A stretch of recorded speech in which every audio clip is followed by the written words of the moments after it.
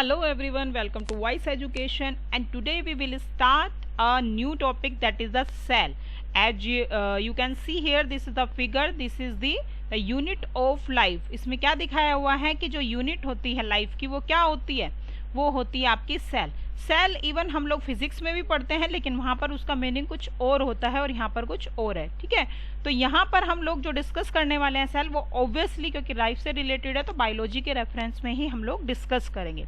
तो unit of life का means क्या हो गया, यूनिट क्या हो गया, यानी कि लाइफ की यूनिट है, लाइफ की एक इकाई है। वो जो हमारी लाइफ है यानी कि हमारा पूरी बॉडी है वो किससे बनी हुई होती है, एक्चुअली सेल से बनी हुई होती है। तो हम लोग आज इस वीडियो में जो डिस्कस करने वाले हैं वो ये करने वाले हैं कि कैसे ऑर्गेनिज्म सेल से बनता है, क्या इसकी डेफिनेशन है, सबसे पहले इसकी डिस्कवरी किसने की थी, और उसके बाद में कुछ इम्पोर्टेंट जो क्वेश्चंस रिलेटेड होते हैं जो मोस्टली पूछे जाते हैं सेल से रिलेटेड, वो सब भी हम इसके अंदर डिस्कस करने वाले हैं। तो आप लोग लास्ट तक इस वीडियो को देखते रहिए, आपके आई होप आपके कुछ डाउट्स क्लियर होंगे। हालांकि ये बहुत ही बेसिक चीज़ है और बहुत ही एडवांस भी है। बेसिक इसलिए क्योंकि स्टार्टिंग से ही आप लोग अपनी स्टडी में सेल पढ़ना शुरू कर देते हैं, और एडवांस इसलिए क्योंकि हायर स्टडी करने तक अगर आप लोग बायोलॉजी में या मेडिकल लाइन में जाते हो तो आप लोग इसको और ज़्यादा एडवांस वे में पढ़ते रहते हो, क्योंकि सेल में ही फाइनली जाकर के हम लोग ऑर्गेनिज्म तक पहुंचते हैं। लेकिन स्टार्टिंग कहाँ से होती है, एक छोटी सी सेल से होती है। Okay, first of all we will start the definition of the cell. Definition आपने अलग अलग बुक्स में अलग अलग टाइप की देखी भी होगी कि जो सेल्स होती है वो होती है basic structural and functional unit of life. क्या होती है आपकी बेसिक यूनिट या फिर structural and functional unit of life. अब मैं इस डेफिनेशन को आपको क्लियर कर देती हूँ कि ये इसका मीनिंग क्या है। स्ट्रक्चरल यूनिट का मतलब क्या हुआ, स्ट्रक्चरल यूनिट से मतलब हो गया कि स्ट्रक्चर को फॉर्मेशन करती है। किसकी स्ट्रक्चर का फॉर्मेशन करती है, एक लाइफ से रिलेटेड।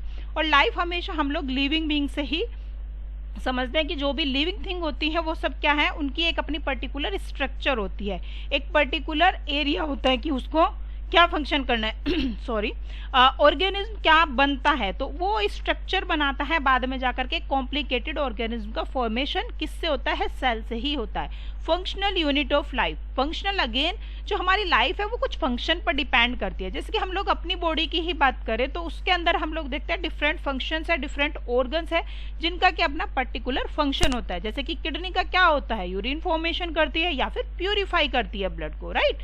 सेकेंड थिंग होती है कि जो आपका लीवर है या फिर हम लोग स्टमक की बात करें, इंटेस्टाइन की बात करें, तो उनका एक पर्टिकुलर अपना अलग अलग फंक्शन होता है। अगर आप लोग बायोलॉजी के स्टूडेंट है या फिर नॉर्मली भी अगर हम देखें तो ये बेसिक सी चीज़ है, सभी को पता होता है कि जो आपका जो ऑर्गन है वो एक पर्टिकुलर फंक्शन करता है। लेकिन वो जो ऑर्गन है वो किससे बना हुआ है, एक्चुअली टिश्यू से।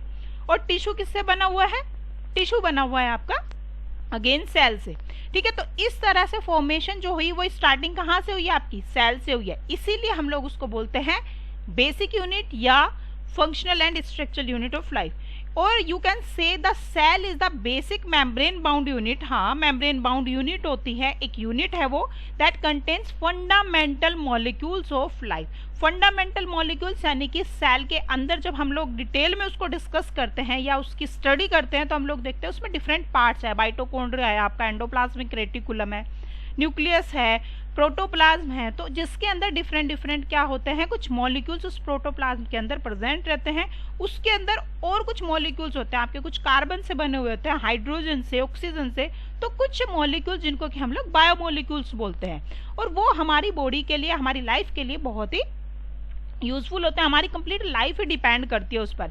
Of which all living things are compose, जिनसे मिलकर के सारी लिविंग थिंग्स बनी हुई होती है। That's why cell is called the basic unit of life और fundamental unit of life. Fundamental का मतलब ही क्या होता है कि फंडामेंटल क्या है, किसी चीज की एक तरह से बेसिक थिंग जहां से लाइफ स्टार्ट हो रही है। तो आप कोई भी डेफिनेशन इसमें से मेंशन कर दे वो सभी ठीक होगी, लेकिन आपको ये चीज क्लियर होनी चाहिए कि हम किस रेफरेंस में उस डेफिनेशन को लिख रहे हैं। इसमें से कोई भी डेफिनेशन, क्योंकि आप लोग अगर एनसीईआरटी पढ़ते हैं तो आपको कुछ डेफिनेशन मिलती है, लेकिन अगर आप टेक्स्ट बुक लेते हो डिफरेंट राइटर्स की तो उसमें आपको अलग अलग मिल सकती है, लेकिन ये सभी ठीक है। तो यहाँ पर जो मैंने अभी बताया है कि सेल से क्या बनता है, टिश्यू बनता है। टिश्यू से क्या बनता है, सबसे पहले क्या है हमारे पास, सेल है। सेल से बना टिश्यू। सेल क्या हो गई, आपकी एक सिंगल सेल हो गई है। जैसे कि अगर हम यहाँ बात करें तो प्लांट सेल की बात हो रही है, और इधर बात कर रहे हैं तो हम लोग ये हो गई आपकी एनिमल सेल। तो टिश्यू क्या होता है? A group of cells that perform particular function. Similar group of cells होती है, ये सिमिलर टाइप की सेल्स होंगी जो कि टिश्यू का फॉर्मेशन करेगी।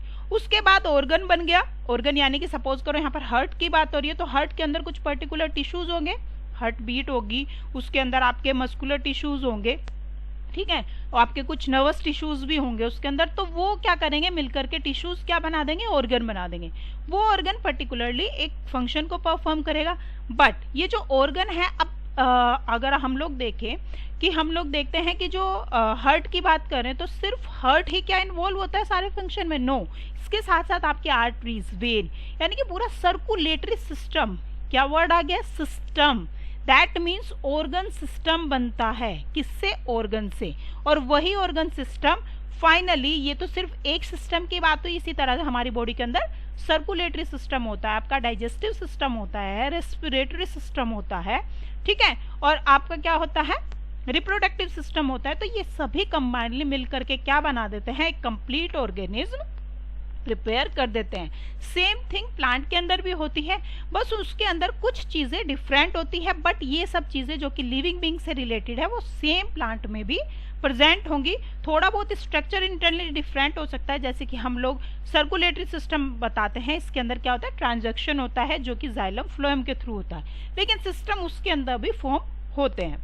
क्लियर? तो इस तरह से जो लेवल होता है वो कहाँ से शुरू होता है, सेल से, और finally it goes to the particular organism. Next is the discovery. इसकी डिस्कवरी के बारे में भी हम देख लेते हैं, लेकिन उससे पहले कुछ पॉइंट्स देखते हैं हम जो कि एग्जाम पॉइंट ऑफ व्यू से अच्छे रहते हैं और जो मोस्टली पूछे जाते हैं। ये हमेशा कॉम्पिटेटिव एग्जाम में इनमें से एक क्वेश्चन जरूर गिवन होता है। इवन ये आपके एग्जाम, बोर्ड के एग्जाम के लिए भी अच्छे होते हैं, प्लस आपके 12th के 10th के लिए, ठीक है, और अगर आप आगे कोई कंपटीशन देते हो उसके लिए भी मोस्ट इंपोर्टेंट है। द स्मॉलेस्ट सेल जो होती है वो क्या है वर्ल्ड में, वो है आपकी माइकोप्लाज्मा, ठीक है। माइकोप्लाज्मा जो होती है वो आपकी स्मॉलेस्ट सेल में आती है, और ये क्या है, अगर आपको ये स्पीसीज का नेम याद होता है तो इट्स ओके, बट अदरवाइज अगर आप लोग माइकोप्लाज्मा भी याद कर लेते हो that is okay. Mycoplasma gallisepticum, ठीक है, इसका जो साइज होता है वो कितना होता है, 10 माइक्रोमीटर। माइक्रोमीटर यानी कि मीटर से काफी छोटा है ये। 10 माइक्रोमीटर को हम लोग इंडिकेट करते हैं, माइक्रो को इस तरह से म्यू बना देते हैं, ये यू की तरह से दिखता है ये, और इसकी जो वैल्यू अगर हम देखें तो वो होती है 10⁻⁻⁶ के इक्वल, ठीक है। इसी तरह से जो लार्जेस्ट सेल होती है, अगर हम लार्जेस्ट सेल की बात करें कि लार्जेस्ट सेल कौन सी होगी, जो हम देखते हैं वो क्या होती है, वो होती है आपकी एग ओस्ट्रिच, ये आपने पढ़ा भी होगा, और इसका साइज कितना होता है, near about 15 to 18 centimetre long and wide. उसके बाद ये तो हुई बात वर्ल्ड की, अगर हम करते हैं कि स्मॉलेस्ट सेल कौन सी है, नॉर्मली अगर क्वेश्चन पूछ ले। बट अगर हम ह्यूमन बॉडी की बात करें कि what is the largest cell in human body, तो ह्यूमन बॉडी के अंदर जो लार्जेस्ट सेल होती है वो होती है आपकी ओवम, ठीक है। इसका साइज क्या होता है, 1 मिलीमीटर के अराउंड होता है, और हम लोग इसे बिना माइक्रोस्कोप के भी देख सकते हैं। और जो स्मॉलेस्ट सेल होती है वो होती है आपकी स्पर्म, स्पर्म सेल होती है। स्पर्म सेल में जो उसका हेड होता है स्पर्म का, वो रफली कितना होता है, 4 माइक्रोमीटर लॉन्ग होता है, ठीक है, और जो कि किसके इक्वल है, आरबीसीज के इक्वल है। तो अगर हम मेल की बात करें तो स्पर्म सेल इंक्लूड कर सकते हो, लेकिन कुछ जगह मैंने ये भी देखा है कि आरबीसीज को भी स्मॉलेस्ट सेल बोला जाता है, ठीक है। अगर ऑप्शन में आपको सपोज करो कि अगर गिवन है कि इसमें से कौन सी होगी तो आप लोग स्पर्म सेल लगाओगे, लेकिन अगर आरबीसीज उसमें गिवन है तो आप लोग आरबीसीज को ही प्रीफर करोगे। सेकंड होती है जो कि हमेशा मोस्ट इंपोर्टेंट, ये सबसे ज्यादा इंपॉर्टेंट क्वेश्चन है कि जो सबसे लॉन्गेस्ट सेल होती है हमारी बॉडी की वो क्या होती है, वो होती है आपकी nerve cell. Second most important जो पार्ट है इसका नर्व सेल का, वो क्या होता है कि वो एक बार डिवाइड होने के बाद, जब हम लोग सेल डिवीजन पढ़ते हैं तो उसके अंदर G1 S G2 M phase होती है, तो वो इसके थ्रू एक बार ही जो होती है नर्व सेल वो जाती है, लेकिन उसके बाद उसमें उस डिवीजन नहीं होता। इवन जो सेल होती है ऐसा नहीं है कि दूसरी फॉर्मेशन नहीं होती, इसीलिए बोलते हैं कि नर्व सेल एक बार डैमेज हो जाए तो उसका फॉर्मेशन करना बहुत ही मुश्किल हो जाता है, क्योंकि उसके अंदर सेल डिवीजन नहीं होता है फिर से। नेक्स्ट जो है दैट इज द डिस्कवरी के बारे में थोड़ा सा डिस्कस कर लेते हैं। अगर आप लोगों ने बायो पढ़ी होगी तो ऑब्वियसली बहुत ही ईजी है ये। रॉबर्ट हुक का नेम सभी जानते होंगे। इन 1665 में उन्होंने डिस्कवरी की थी, रॉबर्ट हुक ने। राइट। रॉबर्ट हुक ने क्या किया था, उन्होंने सबसे पहले जो इसको देखा था वो किसके अंदर देखा था, thin slice of the bottle core के अंदर उन्होंने देखा था। और उनको कैसी दिखाई दी थी, ये इनको दिखाई दी थी जैसे कि आपका हनीकॉम होता है, मतलब कि जो बी का वो होता है हनीकॉम यानी कि मधुमक्खी का जो छत्ता होता है उसकी स्ट्रक्चर इसको दिखाई दी थी कि कुछ इस तरह से सेल्स बनी हुई होती है, इस तरह की शेप की। हम लोग पेन यूज कर लेते हैं दूसरा, कुछ इस तरह की स्ट्रक्चर होती है ये, ठीक है, राइट, हेक्सागोनल।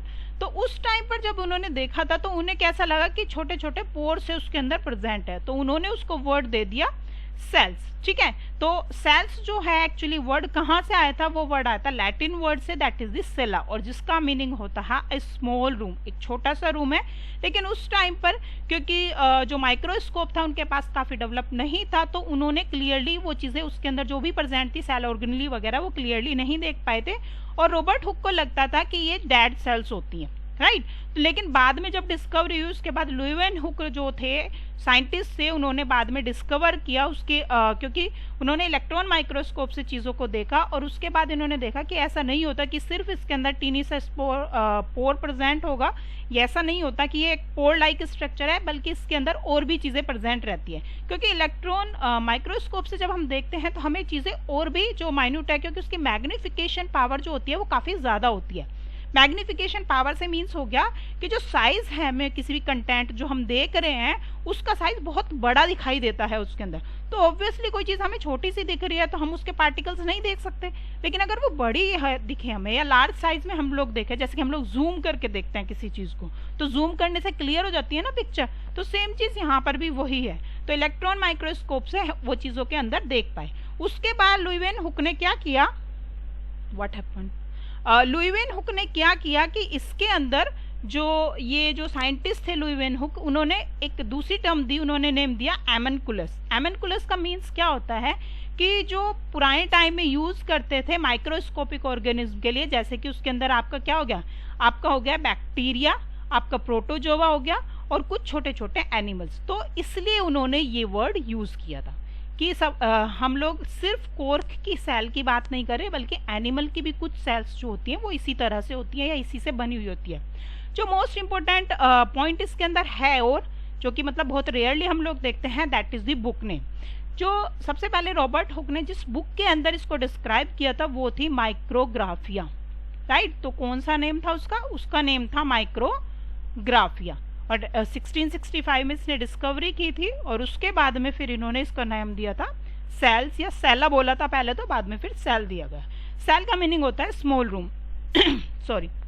जैसे कि एक छोटे छोटे रूम से मिलकर के क्या बनती है, एक बिल्डिंग तैयार हो जाती है, सेम वैसे ही छोटी छोटी सेल से बनके कंप्लीट ऑर्गेनिज्म प्रिपेयर हो जाता है। It's all about the cell, ये सिर्फ पार्ट 1 है। इसके बाद हम इसके बारे में और भी डिस्कस करेंगे, जैसे कि आपकी सेल थ्योरी होती है और आपकी जो भी पार्ट्स हैं इसके, जो ऑर्गेनेलीज पढ़ेंगे, इसके टाइप्स पढ़ेंगे, तो वो फर्दर मैं दूसरी वीडियो में डिस्कस करूंगी। और कुछ इससे रिलेटेड क्वेश्चंस जो भी आपके एग्जाम पॉइंट ऑफ व्यू से जो इम्पोर्टेंट है, जैसे कि बोर्ड के एग्जाम के लिए जो इम्पोर्टेंट है, या फिर कोई कंपटीशन की अगर आप तैयारी कर रहे हैं तो उसके लिए जो क्वेश्चंस इम्पोर्टेंट है वो मैं नेक्स्ट वीडियो में या फिर नेक्स्ट टू नेक्स्ट वीडियो में आगे अपनी नई नई वीडियोस में वो चीज़ें मेंशन करती रहूंगी। Okay, thank you so much guys. अगर आपको वीडियो अच्छी लगी है तो प्लीज़ चैनल को जो लाइक कीजिए, शेयर करना, और अगर आपने चैनल सब्सक्राइब नहीं किया हुआ है तो प्लीज़ आप लोग चैनल को सब्सक्राइब कर लीजिए और वीडियो को लाइक और शेयर करना मत भूलिएगा please. Thank you so much, take care and bye.